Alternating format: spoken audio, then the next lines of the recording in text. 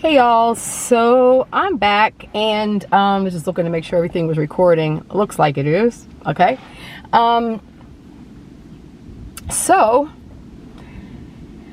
I've been hesitating on the next volume of this new comeback here, but I'm just going to talk. It's called Conversations with Gaia, and basically what I'm doing is I'll share with you the conversations that I have with the logos and the things that I've been doing and how I've been able to spend a large portion of my time in the fifth dimension.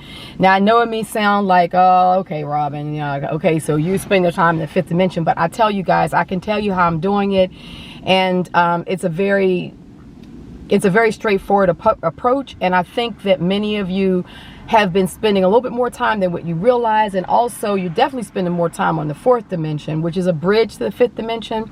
And I go back and forth, you know what I mean? And we're only human, so you're going to have things that pull you back down into the third dimension. But we're all up leveling. Humanity is continuing to up level, and the way to really control our relationship to the source of consciousness, we can call it the God source. It's the point of all knowing. We can call it a lot of things, but the main thing about any of what we're doing is we're elevating and up leveling consciousness. Okay, so every time we're talking about dimensions, fourth dimension, fifth, sixth, seventh, eighth, all the way up. I mean, some people say there's 12 dimensions. I think that you can apply any number you want. It can be one dimension or it can be infinite, because there's so many finite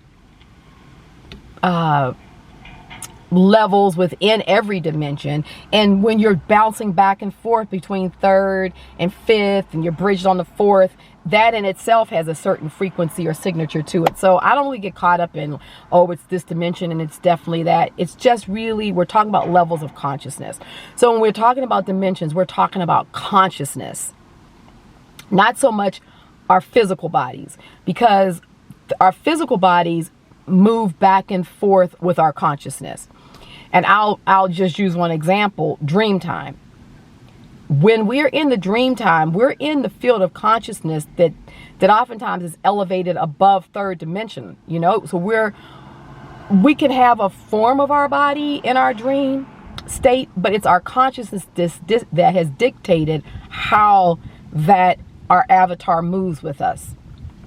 So for me, the dimensions, when I'm saying this, think about it level of consciousness, because if you do, it's going to be a lot easier for you to connect your own experiences with the various levels, so that as we move more and more into the higher dimensions, you can see where we're connecting more and more with higher levels of consciousness that will also share more and more information. We have more downloads. You have those aha moments where something completely is flushed out. A lot of times the greats who have talked about their mystical experiences, the points of illumination, is because they were able to move high enough in their consciousness to have this illuminated experience, but then bring that information back down, that they could share it. Now that's the trick. The trick is being able to hold on to the information and bring it back, and that comes with practice. And that practice comes from very simple things like writing your dreams down. You think it's a dream, but actually I would contend that a lot of it is happening in a lucid field. It's also, we're conditioned to think when we close our eyes and go to sleep that we're actually in some kind of dream time, that,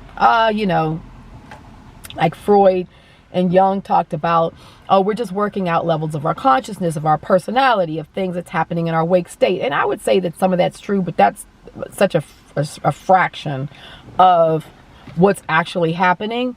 And so I think that what I have discovered is the more I take my sleep time, my dream time seriously, and see it as an extension of my conscious awareness, the more it has become a part of my understanding of cosmic consciousness.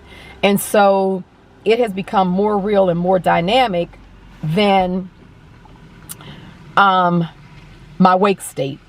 And the more I've been able to document this and hold on to the better I've been able to hold on to the information, the more I've been able to bridge the gap between the wake and the sleep time. And that is very important. That's going to be essential to you being able to manifest fifth dimensional frequencies in these avatars. So, writing the dreams down, documenting your dreams, even like a lot of times when I work with some of my clients, I even say, look guys, just if you don't remember anything, then just write in the dreams book, I don't remember anything. You know what I mean? It's like really training the mind to come back with something that you can put in a book. If it's fleeting, if it's just a picture, if you just have this fleeting picture of something as you're coming awake, just describe the picture, because I'm telling you, it really begins to train the consciousness to value what's going on in those dimensions enough that you can then document it. It's like this. So what we're doing is the fourth dimension is a bridge. We've heard that it's a bridge. Some people call it a rainbow bridge, this thing and that thing. But it is a bridge between the third and the fifth dimension. But it's a practice bridge. And that's where a lot of the ME is happening on, or did happen on the early ME. And it still is happening to various degrees. But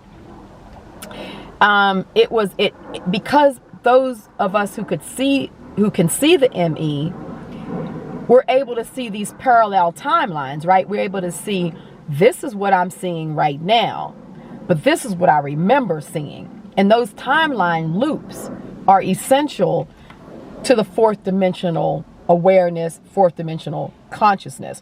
And it bridges us to the fifth dimension.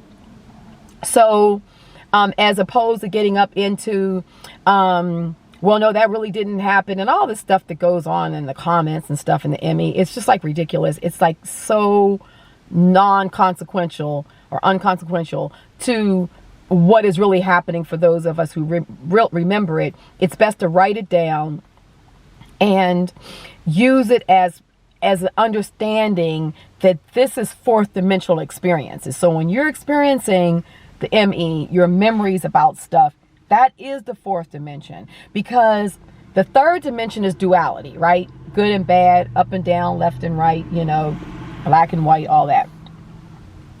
And it has its purpose in the third dimension. But when you move into fourth dimension, you become aware of duality. Like, in other words, you're not polarized by duality. You have an awareness of duality. So you can look at up and down and see them equally in their importance. You can look at let's say two opposing thoughts, and you're able to hold those two of those opposing thoughts in your mind at the same time and look at them. That is fourth dimensional awareness, because in the third dimension, it's very difficult for people to look at that. You know, like, you can look at Christianity and look at Islam and see the value of both of those frequencies of thought, right? And you can hold those in your mind at the same time without being polarized one way or the other, you know, and that's fourth dimensional frequency. And so the Mandela effect is teaching that up level awareness, because you know that a certain effect was a different way. And it doesn't matter if other people don't agree with you. See, that is of no consequence, because the journey across this bridge is solitary.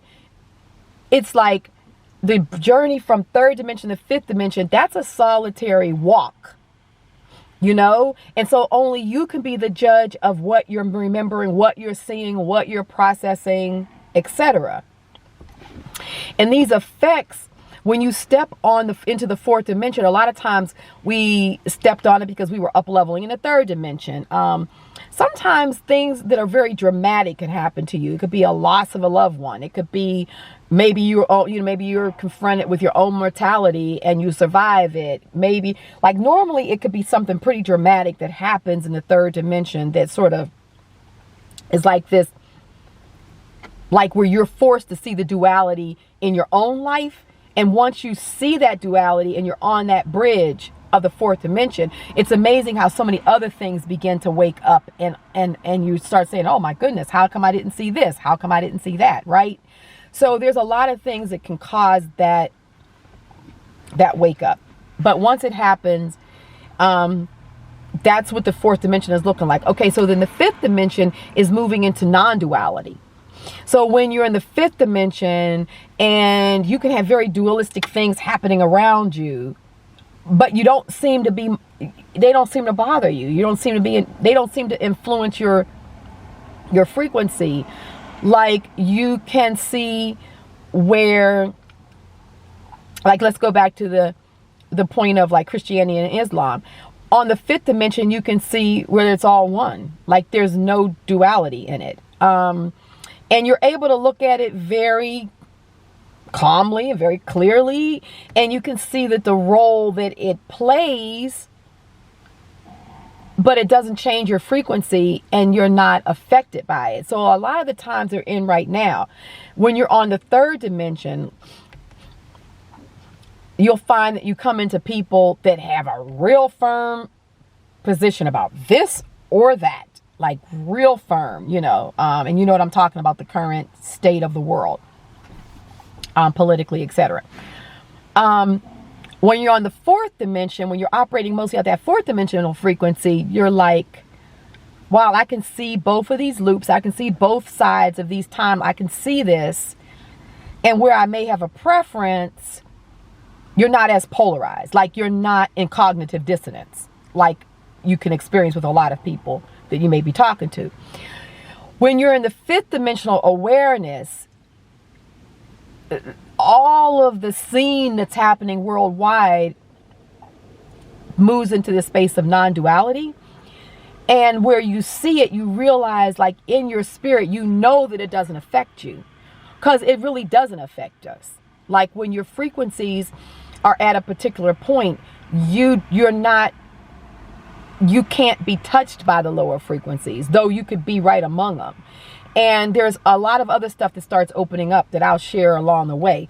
But I wanted to talk about what these three dimensions look like. This has been my experience. I only can share with you what my experience has been and where I've come to, and the experience that I've had not only on the planet, but at various portals and various sacred sites on the planet. Last year, 2020, I found that I had gone on a pilgrimage, though I didn't realize I was going on this pilgrimage until like, I think September or October. And I was like, wow, wait a minute. It's like Gaia, which I call Gaia, the locus of the planet, started revealing to me that she actually had taken me on a pilgrimage during this craziest time ever, where most people weren't going anywhere. And I had been in Australia at Uluru, and that had happened right before, well, the pandemic was happening other places, but it happened right before things started to close down in the United States. But yet she was telling me specific dates, specific events that were going to happen, and I was sharing them with my podcast group, and it was like everything was coming spot on. And I was realizing, wow, from this fifth dimensional perspective, I had an understanding that surpassed all understanding, right? So I had been in Uluru and had very profound experiences, and I'll share this stuff with you guys. I then was at Mount Shasta in June and had some very profound experiences. And then I was in Mexico in July and ended up at a pyramid that's it's not very much known about it, though. It's the largest pyramid on the Yucatan Peninsula and the third largest in Mexico.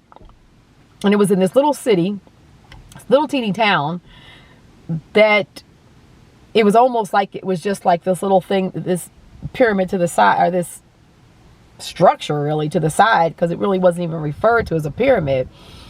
And it's Kanichkakmu, and very profound experience there. And I realized that all of these later on are portals or gateways and various dimensional accesses on the planet. So we'll talk more about that, but I wanted to share that with you because I know that 2020 was a very difficult year for so many people. And but I have to say, and I'm not saying it from the standpoint of not being sensitive, that a lot of people had a rough time. 2020, actually, if I had to rank it, it was one of my top 5 best years for a lot of reasons. And I will share that with you. But I know primarily it's because I was having a lot of 4th and 5th dimensional awareness. And it was causing me not to get caught up in the frequency of the 3rd dimension. Now, I actually had COVID. So I'm not one of these people that say, oh, I escaped it. No, but it was amazing. I didn't even know I had it until it was almost over. I thought I was having a sinus attack or something. So I'll share a lot of that stuff with you guys. So it's not like I didn't have things going on around me, but it was the first time that the effects or the perspective or the way my avatar was in connection with the frequencies of the planet, that I was definitely operating more in non-duality. And I know it's because of everything that ME taught me. It was everything that ME helped me to up level. And the downtime that I was in a hibernation, a lot of what my experiences were. So I'm really wanting to share that with those. I know that there's many who want this information, who have been having a lot of experiences yourself, and you're just trying to make sense of them. You're trying to pull them together into something that is useful and is usable. And so for those who who've had similar frequencies, are vibrating at a frequency similar to mine, or have had these experiences, and you just want to connect with someone else who's on the pathway, that's what I'm here for. So definitely, share this out to whomever you feel would need to hear this, because I'm gonna tell you the other thing is that it's a funny story too, because when I first started doing the ME videos, if you go back and look at those earlier videos, a lot of the topics that have been common things like the Mona Lisa smile and that movie They Live and stuff, that stuff I had analyzed in my very early YouTube ME videos. And if you look at the time dates on those videos and then look at some of the other people that started coming out later with the same information, you'll find that mine are earlier discoveries. Now, the only reason why I say that is because what started happening is a lot of my work started being stolen by some of these other channels that had larger followings. And we all started off around the same time. You can see I still only have 3,000 people. Some of these people have 20 and 30,000 people, 40,000 people.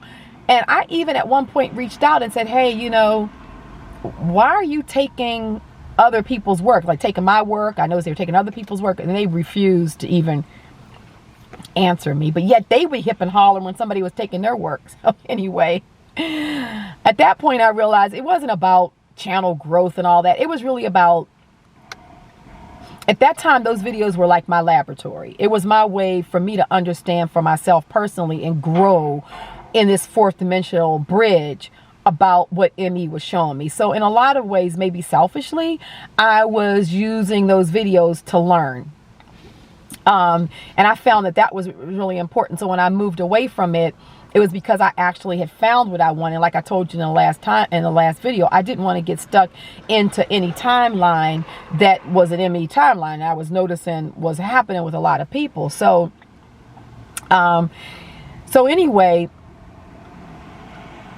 but it was interesting how like I wasn't growing at all compared to a lot of these other people, but yet some of the people with big channels were referring back to my work and even saying, like, what's the guy that, the guy from Australia, he actually had a couple iterations of his timeline. He was popping back and forth all the time. Sorry, I can't remember his name right now. But he actually did a video on my videos saying about how my background was constantly shifting, but yet I was stable. Like if the camera, my camera was on me, but I was stable. Nothing about me was shifting, but my whole background was going and out and waving and all that kind of stuff. And he was making and I didn't even really think about it. So I started going back and looking at my videos, and I know for a fact when I made those videos, everything was solid in the videos. But the timeline that they're on YouTube, you could see that those videos were in a 3-dimensional timeline, but it's my personal energy that was holding those videos in place. So I was looking stable, but a part of my frequency, as I knew it was in the 4th dimension and in the 5th dimension. And so it's amazing. If you go and look at certain people's videos, you can see where they are, where their frequency is. Honestly, it'll tell you a lot about where their frequency is and where it isn't. It's really the most amazing thing. And I bring that up because that was showing me at that time where I was. And I think I had actually I hadn't made any more videos around the time, but maybe I had stopped making my videos maybe 3 or 4 months when he made that discovery. But so anyway, I'm bringing that up because you can look at stuff, you can look at videos, you can look at people's work, and you can literally see where they are in the 4th, 5th, 6th, 7th dimension, because you can definitely look at their frequency of their work, and depending on what's going on in it, it'll let you know how, because you can be, as you move into the other dimensions, you can literally not have to use as much of your consciousness to stabilize, let's say, the 3rd dimension. You have a certain amount in there, but you're actually operating at 4th and 5th dimension, so you don't have to have as much to hold root in the 3rd. But you're going to see different anomalies, let's say, that indicate how much of that person's frequency is actually holding root, fruit consciousness, let's say, in the 3rd dimension, if that's making sense. And I'll talk more about it. And any questions, anything that I'm saying, if you have really a lot of questions, please don't hesitate to ask me the questions. We can have dialogue around it, and I'll explain things better, or I'll give different examples if that's what's needed. So feel free to do that. And the last thing I'm going to say before I close this video out, because I'm not trying to make them but so long so you guys don't have to just sit here for hours, but please ask me questions, and anything that you really want to know more about or experiences you've had, share them with me, and it's easier for me to answer and speak to them as a way to flush out what I want to share with you, because literally I could talk for hours and hours and hours and hours and hours and hours and hours on everything that I've discovered. And I just don't want it to be, I want it to be structured, but I want it to be useful to you as well.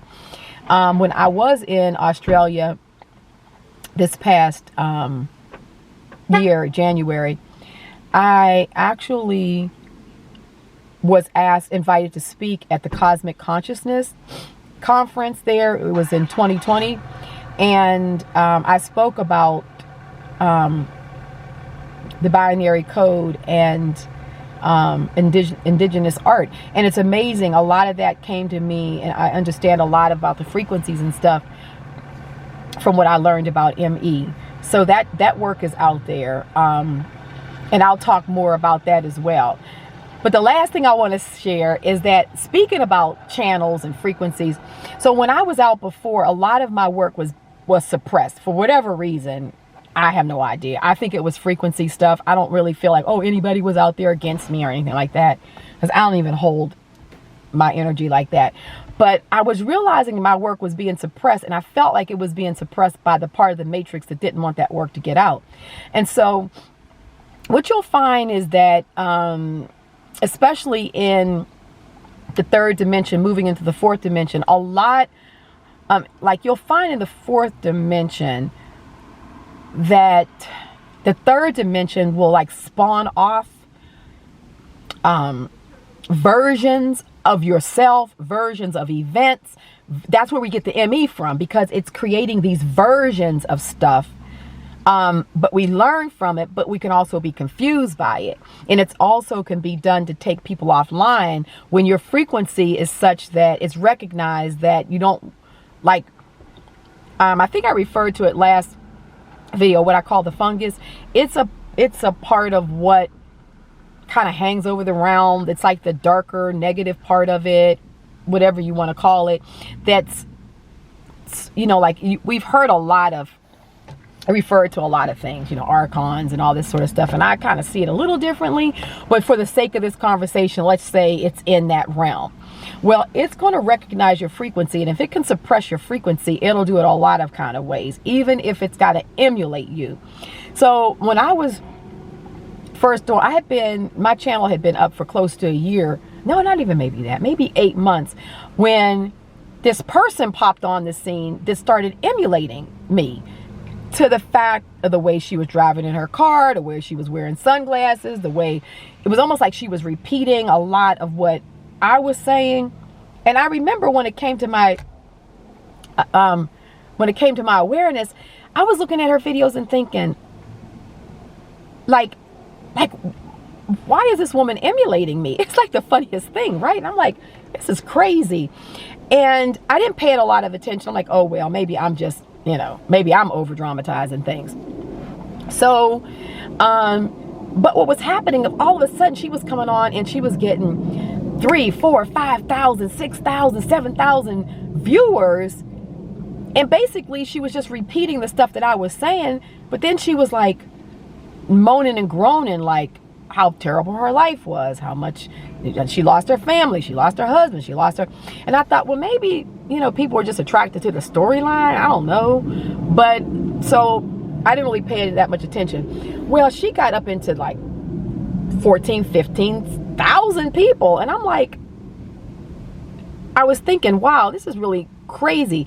So I just ignored it. I mean, I just didn't really pay much attention to it. So then I made my discovery. I stopped my channel. Honest to goodness, right around the time I stopped my channel, she stopped hers. And I thought, that's odd. Why would she stop her channel? She's got 15,000 people. She was on there all the time. She stopped her channel. Then over the last 2.5 years or so, she maybe she's put out 5 videos, maybe, in like the last 2.5 years since I stopped. And they were odd. They were like weird type of videos. Not really about the Mandela, but sort of like about it. But mostly more about how hard her life has been. And her couple more recent videos has just been how hard it is and how she just wants to give up on everything. So that was maybe she put her last video out maybe 6 or 7 months ago, right? So I said, okay. Honest to goodness, I put my first video up like last week, a few days ago. Do you believe she came back with a video? And she comes back, oh, you know, I haven't had a video out for a while, but I just wanted to, and she started talking about similar stuff. Now, I'm not going to tell you who she is. If you guys can figure it out, tell me if I'm right or wrong. But I don't want to tell you who it is because I just don't want to connect energetically, okay? But if you can figure it out, you're in a space that you're supposed to see it and you'll learn from it. So here I've come back and this same energy has come back from the Ethernet, honestly. Though, I mean, I think she's a real person, maybe. Like, honestly, I don't even think sometimes people are real people within the dimension. I think they have a part of their logos that's in the 3rd dimension, but they're almost a part of the Ethernet, because the Ethernet creates stuff as well, and we'll get into that, which is a part of what happened with the Mandela, the ME effect. So, yeah, we're going to come back and talk about it. But she's back, 16,000+ people. I'm still at my little 3,000. And this woman has not been around. I'm sorry. It's like, and when when I was doing mine before, you know, I still have my sports car, but I would a lot of times do it in my car, driving around, and I have that gray interior in my sports car and what have you. And her car was a sports car with this sort of gray interior and stuff. She's back with a black, with a truck. It looks like an SUV with black interior. It's just like a break in the video, so I'm just starting again. You can't make it up. You cannot make it up. I'm like, you gotta be kidding me.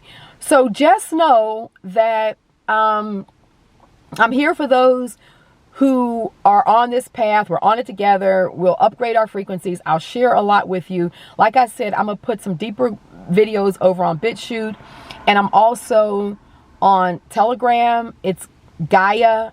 It says Gaia Official. I just did Gaia. It could be Conversations with Gaia, but I did Gaia Official because I figure that's what Gaia wanted me to do as the information she's putting out. So go follow me on Telegram as well, and I can do some more up-to-date stuff, and we can talk there, and I can link some material and stuff that I just don't feel comfortable completely with all of the type of stuff that's going on these main platforms. You guys know what I'm talking about. But anyway, I will be able to share more and go deeper with you all. But I'm just interested if you guys can even figure out who I'm talking about. And like, if you don't agree or you don't see it that way, please, let me know, you know, because I'm not generally, I'm not a paranoid person, and I really am that kind of person that really cares about what other people are doing.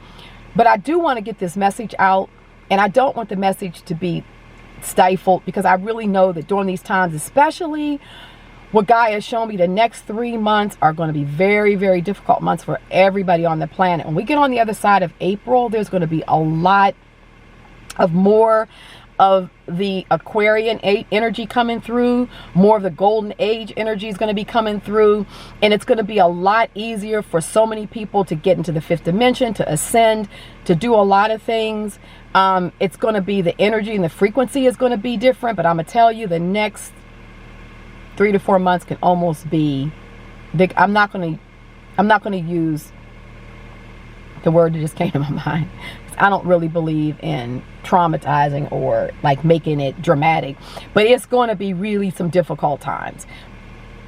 However, you're able to up level and keep on working, and most of you who are going to be listening to these videos are already at a place where you're right there on the 4th dimensional bridge, and all you need is maybe some different insight to get across into the 5th dimension. And maybe you're in the 5th dimension too, but you're bouncing back and forth, and you're trying to figure out, how do I stop bouncing back and forth? That's what these videos are going to be about. So I'll stop there. Thank you for your comments and, you know, being excited that I'm back. I really do appreciate that. And let's just keep the dialogue going. I'm here to share as much as I can of my own personal experience, with the hope that it's going to definitely help you guys as well. So I'll be back in a few days. Take care. So much love to you all, and let's just keep on leveling up into this 5th dimensional experience. All right, take care. Love you all. Bye-bye.